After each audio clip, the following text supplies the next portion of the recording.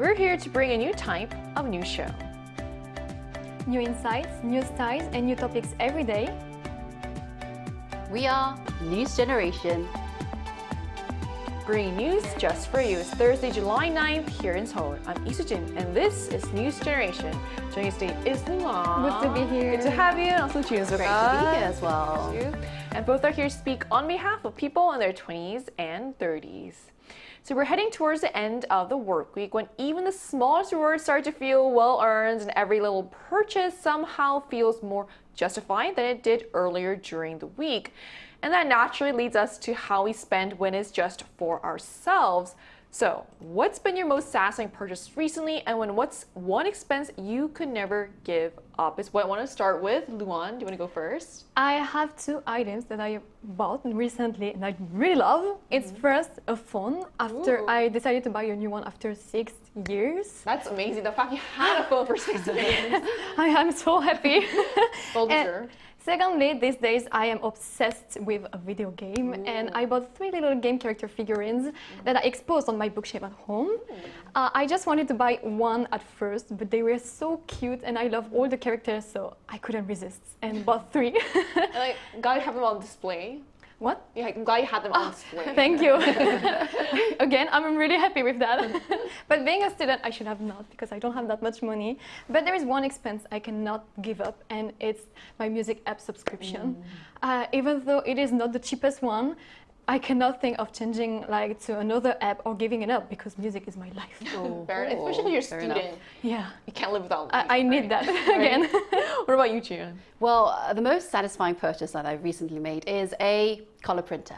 Ooh. You know, if you think about color printers, they come up with a high price tag and it takes a lot of space in your house. So you've got to think twice before buying it. I already have a black and white printer in my house, but why not? Why not invest some money on my work? So now I have a color printer and it's very clean. I mean, I can see the documents and my scripts very clear with the, the images on everything in color, and also my kids love it. So it's worth buying it now, and it's a purchase that I genuinely improve my daily workflow that is. And one expense I would never compromise on my expense is everything that I consume, eggs and milk. Ooh, the most important, it's a staple. Daily, yes, that's dish, right. Because even though I can't buy expensive beef every single day for them, but they can eat some quality, good egg and milk every single day. So why not? So that kind of a responsibility the families can take for them. So, quality for my family and color for me. Perfect. So it's interesting how the most satisfying purchases aren't always the most exciting ones sometimes. They're often the ones that make everyday life a little easier or more meaningful. So we're going to talk more about this, but first, let's take a look at the screen.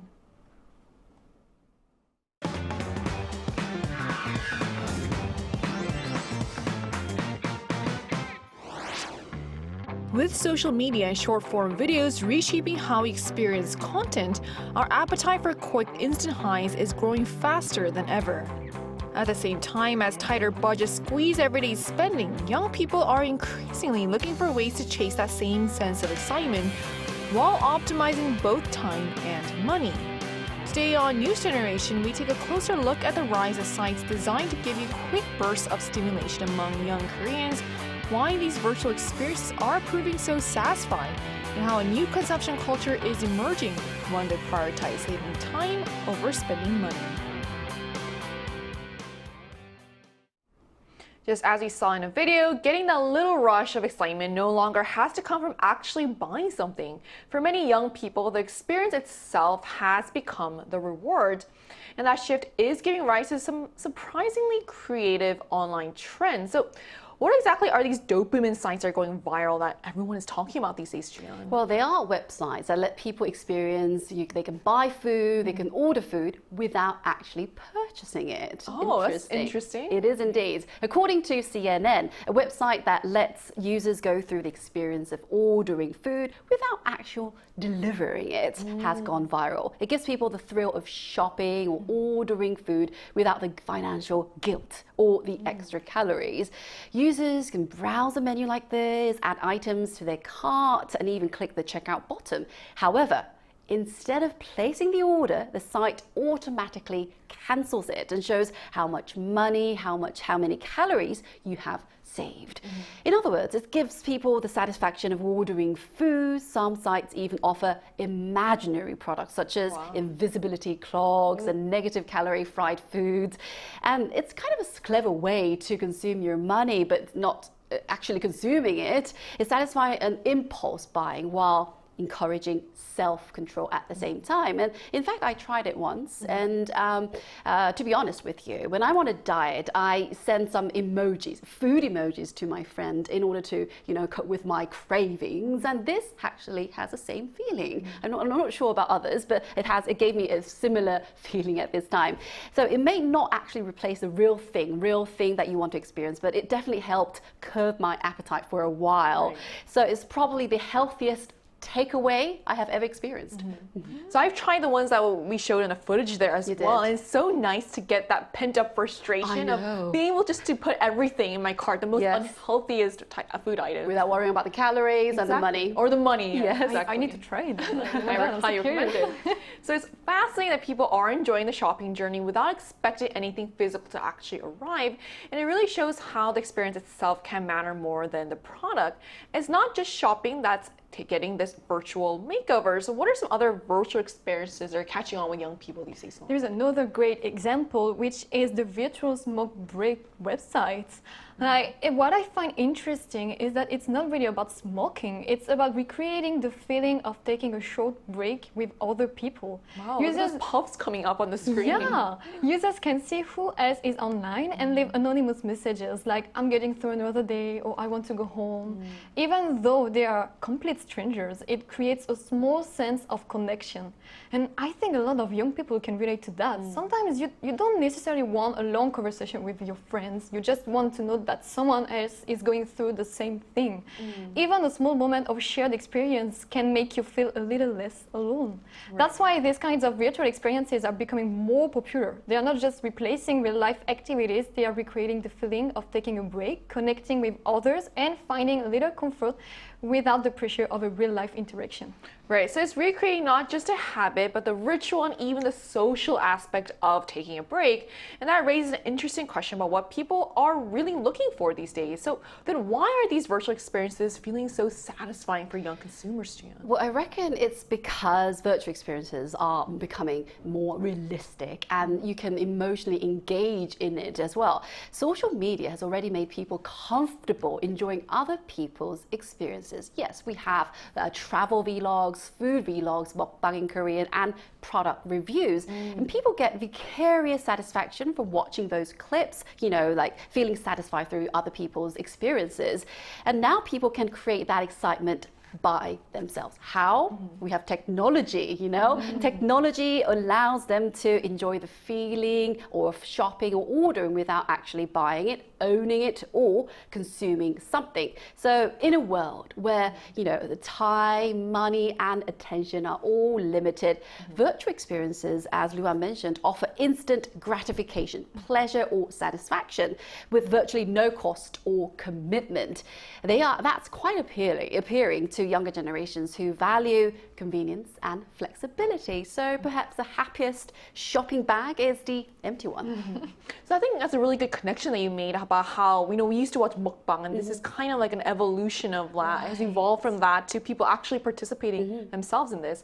So it sounds like we've gone from watching someone else's line to actively participating in simulated experiences ourselves.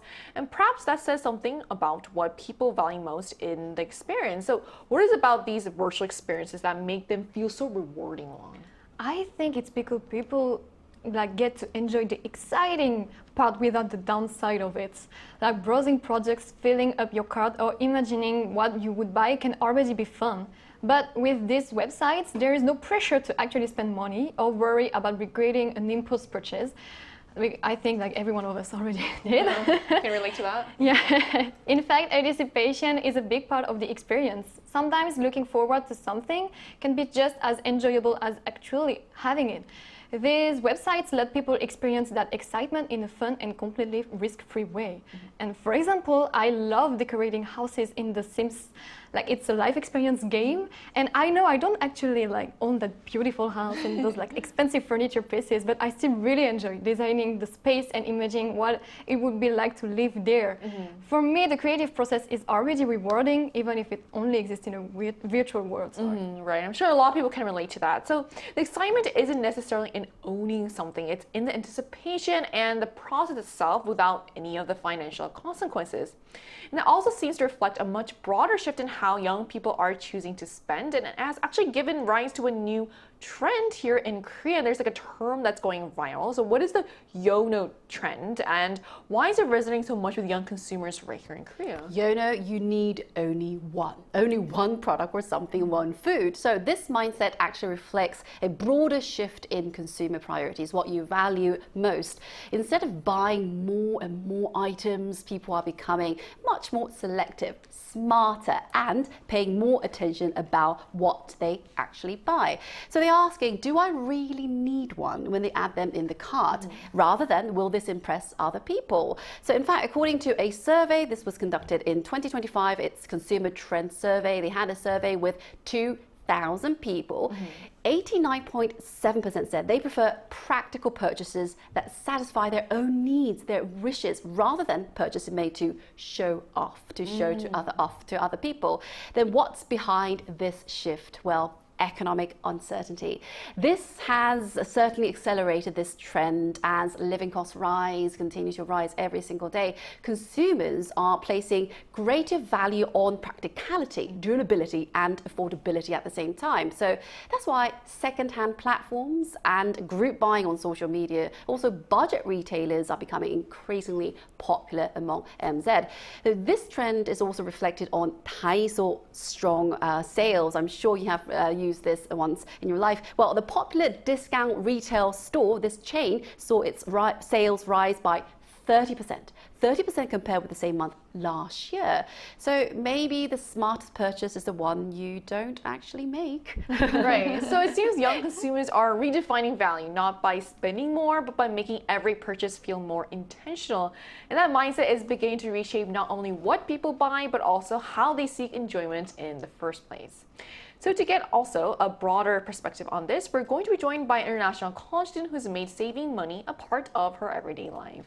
And that conversation will take place right after break, so don't go anywhere.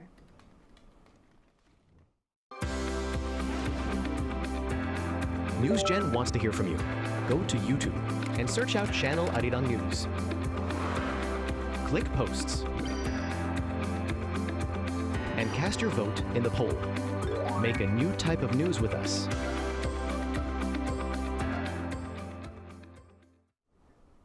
We're now joined by Rochelle from Indonesia, who has become much more mindful of how she spends her money since moving to Korea as an international student and living on her own. So hello, Rochelle. Thank you so much for connecting with us today. Hello, thanks for having me back. Thanks for coming back on. So Rochelle, what's the biggest money-saving trend among young people in Indonesia these days? I can say that having like a passive income is one of the most general way that at least the people around me are doing right now. So we have this thing called deposito, or certificate of deposit in English, where it's like a specialized account offered by banks to help people save money and to receive back a certain percentage of interest in a long-term period. However, as you mentioned about Yono, I was watching you guys discussing about Yono thing. We also have a terms that is on trend because unfortunately the prices in Indonesia are skyrocketing too. So in order to cope with that, we have this term called yang penting kenyang, or as long as it's filling. So it's like a trend where it includes like a simple lifestyle for people to bring their own lunch boxes or to prepare their own meals. And for some people who cannot do that, they have to go to eat out for lunch anyhow, right? So, but they don't go to like a fancy restaurant, but they would just instead go to the nearest humble and simple food stalls or hawkers to find like to have the most affordable and diverse menus. So in a way that they can always feel full for the day, but also not also saving their pockets. I wish we have that a term in France too for that. I think it's really interesting. So, what's the most interesting thing you spend money on lately? Sorry. Uh, oh, thankfully, I'm not an impulsive shopper. So, but I don't really have uh, anything interesting with me. However, if I have to mention anything, something that whenever I mention this to my friends, they would get shocked. I've been buying 2 kilos of chickpeas, and it has been going for months. Yeah. So, so yeah, I've been eating chickpeas uh almost every day. So because I'm trying to diverse out my carbs intake, so it's not solely rice or noodles, but it's chickpeas. And it has been helping me a lot in saving money, of course.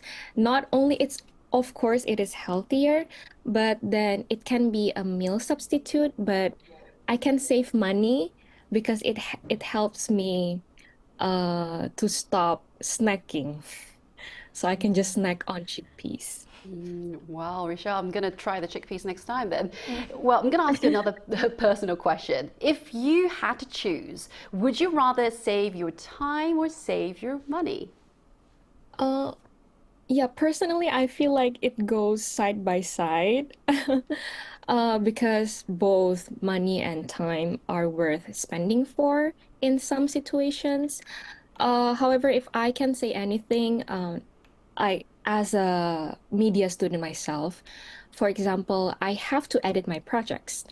And in order to edit my projects, I have to subscribe to a certain program where it requires me to spend money on it, right? But I don't mind spending more so that I can save time. So that's the case where I have to spend more money. But to think about my future stability and financial security, I would rather save money instead. I mean, I think it's always such a hard choice, whether you're going to save money or time. It's just so difficult to choose. I mean, thank you so much for sharing insights with us. And I will also have to try chickpeas. So thank you for that recommendation as well. All right. Thank you for coming on today. Thank you so much for having me. So we just spoke with a college student from Indonesia about how Gen Z is finding creative ways to save the most memorable things worth spending on and whether time or money matters more when making a purchase for her. So interesting, that last point reflects a growing shift we're also seeing right here in Korea. So is saving time becoming just as important as saving money, Won? I definitely think so. For a lot of people, especially younger generations, time has become one of our most valuable resources. For example, more people are buying things like robot vacuums or washer-dryer combos. They're not necessarily the cheapest option, and when I was younger, I really thought that only rich people got those, but now I think it is pretty common to have them, and it is because they save time and make everyday life a little easier. That extra time can be spent relaxing, seeing friends, or doing something you actually enjoy. And I think that's why many people, including me, are willing to spend more on convenience now. So it's interesting that convenience is no longer viewed as a luxury, but then people are willing to pay more for it if if they're able to save time. So that naturally raises a bigger question about where these changing priorities are headed. So in light of this, will these new consumption habits continue to shape the younger generations, Jian? Yeah, I do believe it will continue and develop over time since experiences that are affordable and emotionally rewarding will remain popular. That said, there is a risk indeed. If we keep chasing quick dopamine hits, even virtual ones, we may end up feeling more mentally exhausted than satisfied. So sometimes less excitement brings more happiness in your life. All right, well said. So as consumer habits continue to evolve, people are becoming more intentional about what they spend their money and their time on. For many, value is no longer measured by how much they own, but by how much satisfaction and convenience a purchase brings. And that shift may ultimately redefine what it means to spend wisely. And that brings us to the end of today's episode of News Generation. But News Gen will be back tomorrow at 10:30 a.m. Korea time with more stories and discussions. A big thanks to Luan. Thank you for having me here. Coming on, and also Chia. Thank you for having me too. And to our viewers, thank you so much for watching, and may your next dopamine hit come without the credit card bill as well. We are News Generation.